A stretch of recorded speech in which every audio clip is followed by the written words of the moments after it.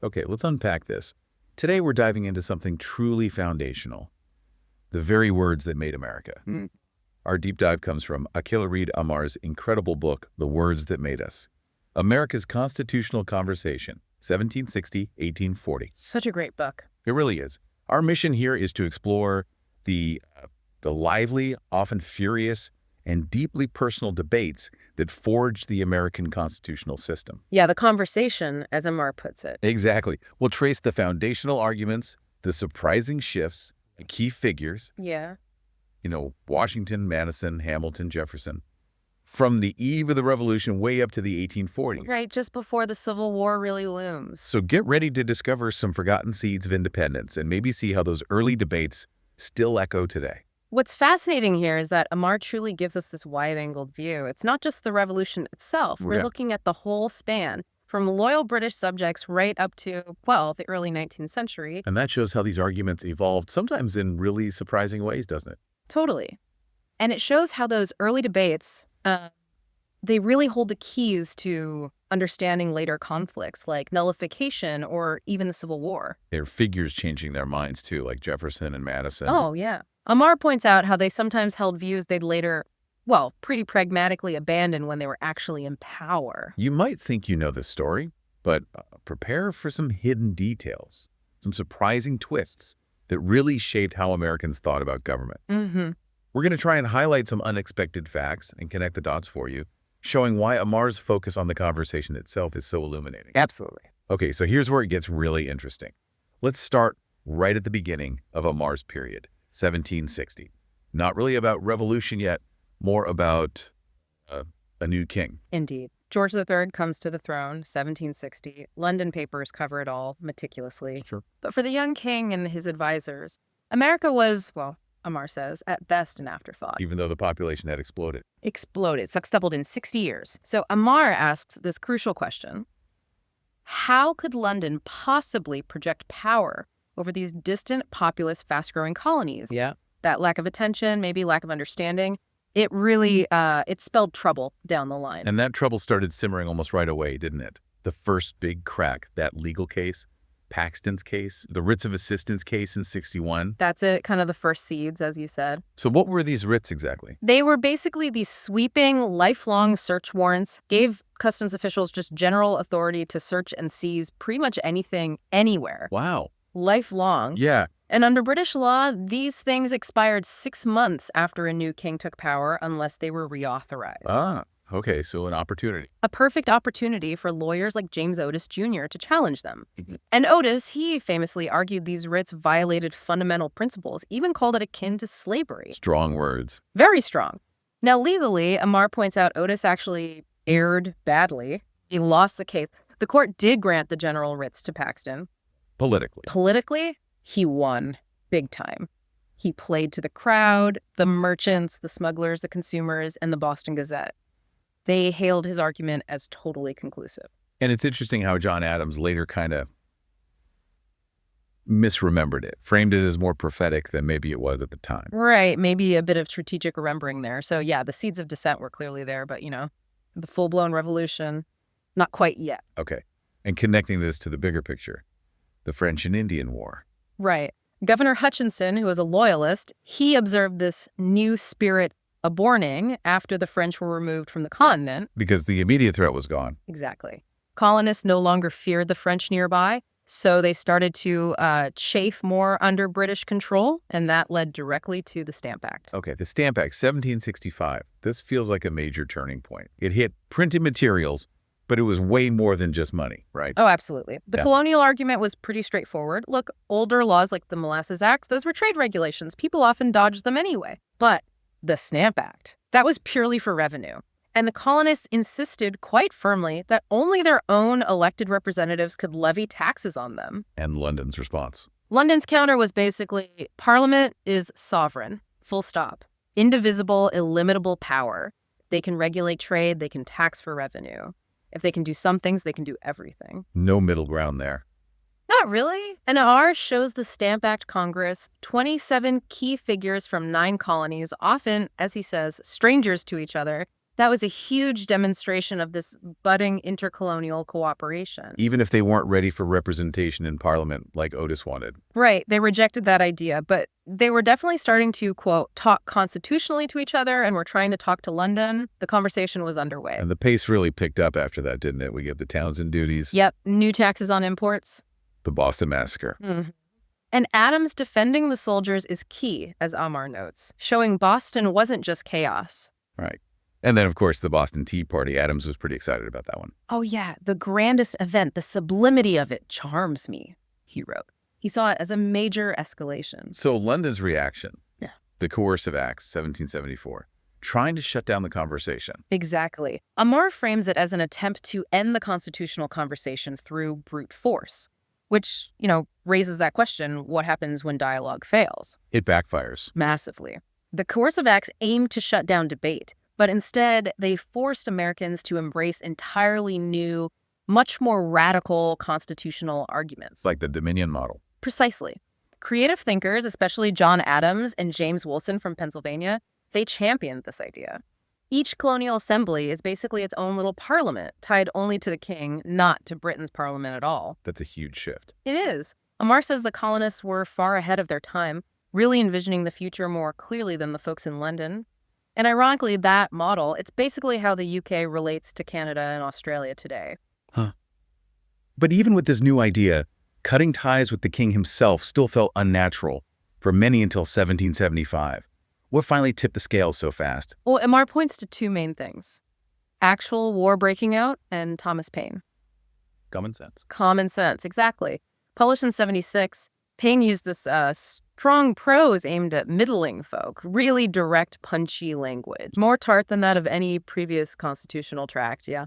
And the substance was just transformative. He wasn't just critiquing policy, he attacked monarchy itself. That really pushed people over the edge. And the snake emblem. Join or die. Right. Originally Ben Franklin's from way back in 1754, but it got revived during the Stamp Act, and then it came back again in Philadelphia in 1775. It became this powerful symbol. These 13 separate colonies had to unite militarily and constitutionally to make this break. And the First Continental Congress in 74 really hammered home that continental identity, didn't it? Especially that Massachusetts meets Virginia dynamic. What did Omar find there? Well, John Adams's diary from his journey there is fascinating. He's noticing these huge economic and demographic differences. Slavery, especially. Right. 40% enslaved in Virginia versus less than 4% in Massachusetts. Huge difference. Yet, despite all that, Amar really emphasizes that America was in conversation with each other, and in the process, were increasingly becoming Americans. That dialogue, even with deep divisions, was crucial. Okay, so fast forward.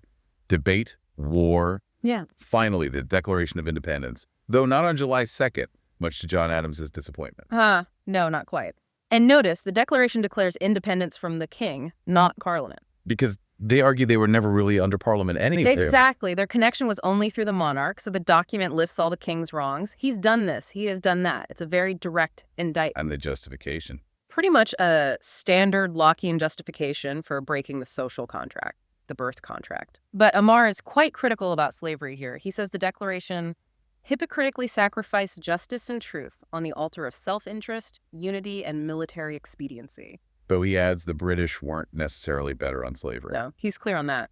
Okay. And he also notes how the status of women, Native Americans, and enslaved people immediately becomes central issues for future constitutional talks, even if women weren't in formal public roles yet. They were part of the conversation. So the Declaration sets the stage. What about actually governing right after independence, the state constitutions? Right. Between 1776 and 1784, states created these exuberant expressions of self-governance. Amar shows how they learned from each other. Virginia's Declaration of Rights is a key example. With Mason and Madison. Yeah. George Mason's draft said, all men are equally free with inherent rights, but Madison tweaked it. The word born disappeared from the final version. It became men are by nature equally free. That seems like a small change. It seems small, but Amar argues it wasn't just linguistic. It was an early, maybe chilling sign of how deeply slavery was already embedded in legal thinking, shaping even these foundational freedom documents. Wow. Okay, and the first try at a national government, the Articles of Confederation. Yes, the Articles. Optimistically called for a perpetual union. But, as Amar dryly notes, 11 states would peacefully and lawfully secede from it to form the Constitution. The weaknesses were just glaring, created these almost insoluble paradoxes. Like where? Congress couldn't tax, couldn't regulate commerce effectively, couldn't enforce its own laws directly on people. States were doing their own thing, violating treaties, waging unauthorized wars, and the killer. The amendment process required unanimity, irreparably broken. But they did manage one big thing under the Articles. They did. Mm. The Northwest Ordinance of 1787, passed by the Confederation Congress just as the Constitutional Convention was wrapping up. Built on Jefferson's earlier ideas, and crucially, it prohibited slavery in the new territories north of the Ohio River.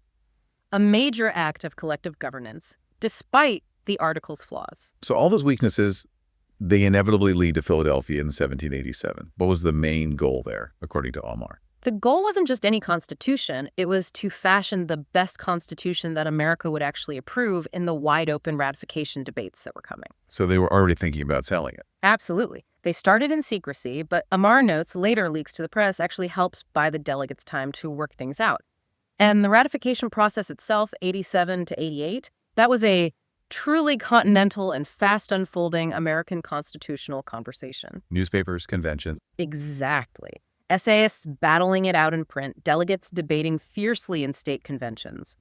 Amar really highlights Hamilton and Jay, writing as Publius in the Federalist Papers.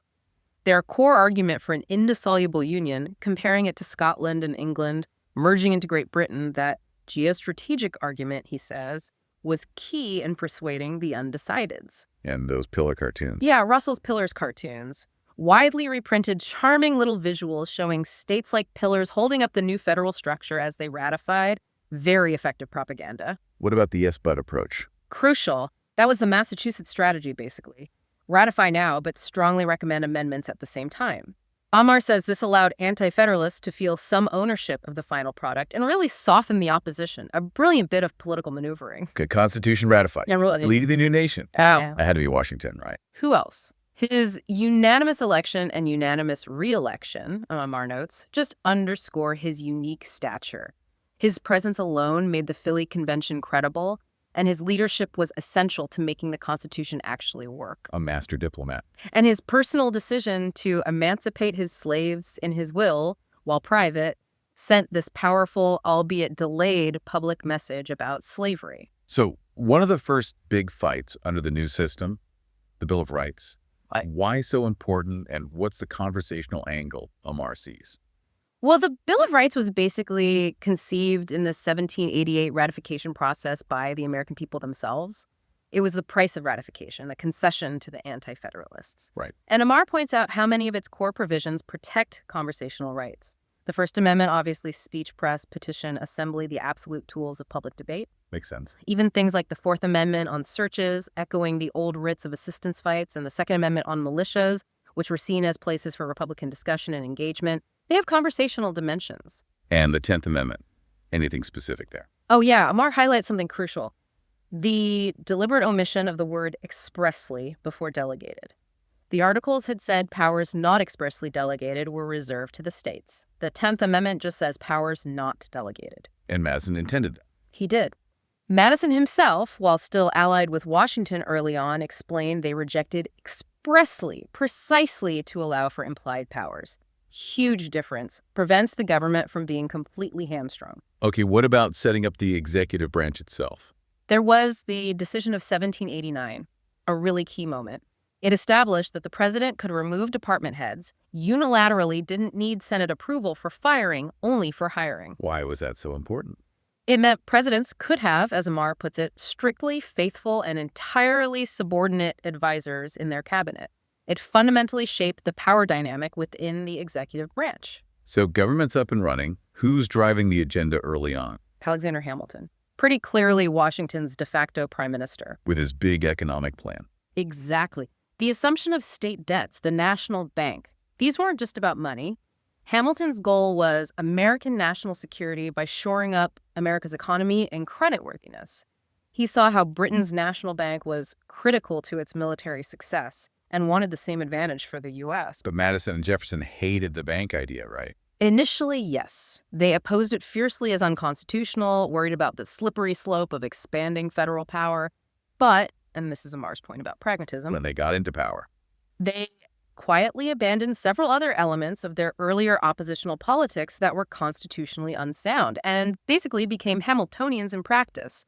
They kept the bank, used implied powers, reality bites sometimes. Okay, let's talk about the Sedition Act of 1798. That seems like a massive step backward for free expression. It really was. Adams bunked it, and it criminalized false, scandalous, and malicious writings against the government. Amar poses the question, how could a nation supposedly founded on free expression pass a law like this? So what happened? Well, it was un-American and unprecedented, as Amar says. And its over-enforcement going after political opponents led to a huge political backlash. Crucially, the Court of Public Opinion ultimately sided with Jefferson and Madison, effectively declaring the act unconstitutional long before the Supreme Court weighed in. And Madison and Jefferson's response, the Virginia and Kentucky resolutions. Right, they denounced the act. Madison argued powerfully that no Republican government could properly suppress the rights of citizens to think freely and speak freely in all matters political. It was a really important test for the First Amendment. Then comes the election of 1800, 1801. Intense stuff, almost civil war. Extremely intense. The Jefferson-Burr tie vote threw everything into chaos and really highlighted the pro-slavery bias of the Electoral College system because of the 3/5 clause giving Southern states extra clout. Jefferson threatened force. He did. He rallied his supporters, warning that the Middle states would arm if the Federalists tried to steal the election in the House. Tense times. And Marbury v. Madison comes out of this. Right. In 1803, Chief Justice John Marshall's brilliant performance, Amar calls it, it established judicial review the court's power to strike down laws. But while it seemed like a challenge to President Jefferson... There was a twist. Yeah, Amar argues Marshall's clever legal maneuvering, his twistifications, actually served his strategic goal of boosting the court's power without directly confronting Jefferson head-on. Very shrewd. So Jefferson wins, becomes president, and then the Louisiana Purchase. Big land grab, but constitutionally tricky for him. Very tricky. Jefferson was, famously, a strict constructionist, believed the government could only do what the Constitution explicitly said it could do.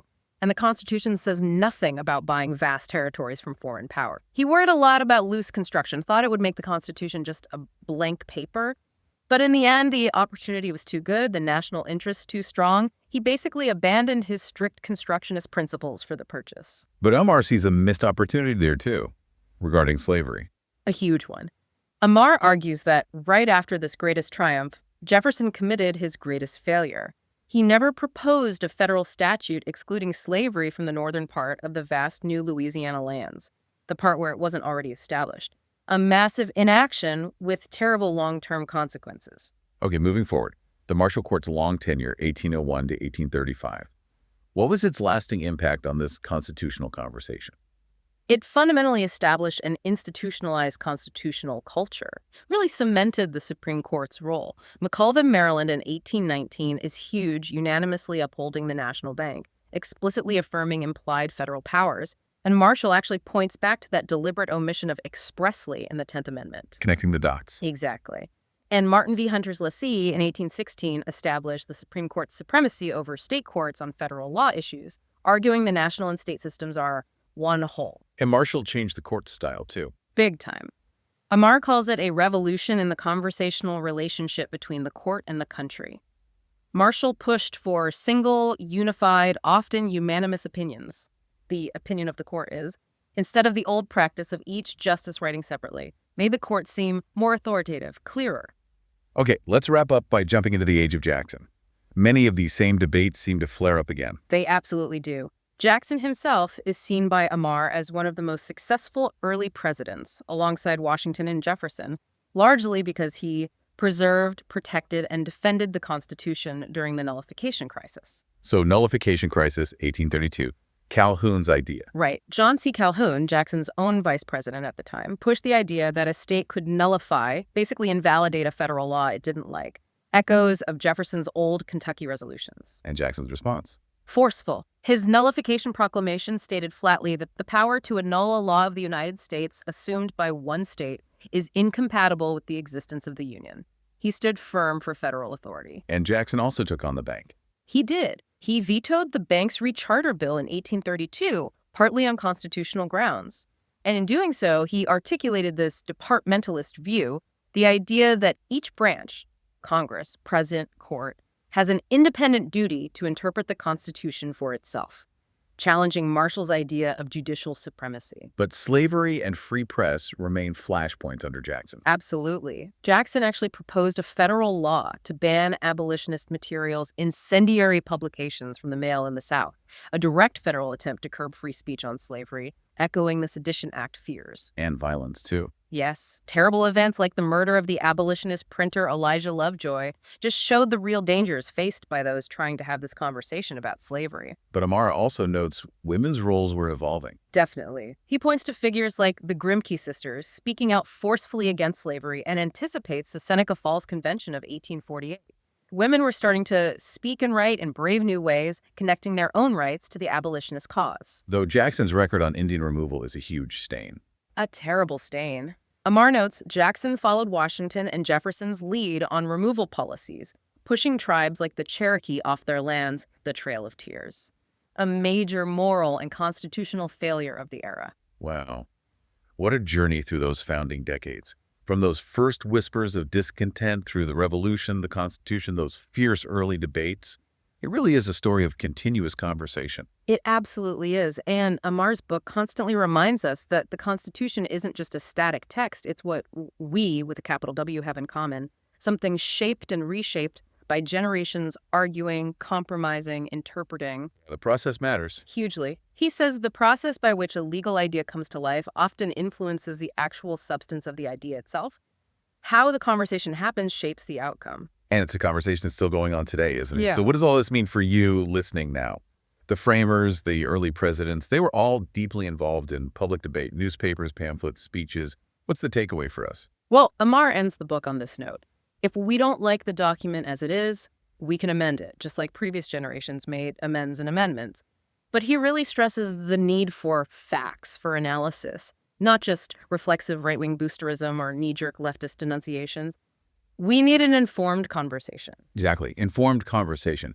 So for you, our learner, maybe think about this. How do these historical constitutional conversations, seeing how they evolved, how public discourse shaped them, how does that inform your understanding of the constitutional debates happening right now in America? A good question to ponder. We hope you feel a little more well-informed and maybe ready to jump into your own part in America's ongoing constitutional conversation.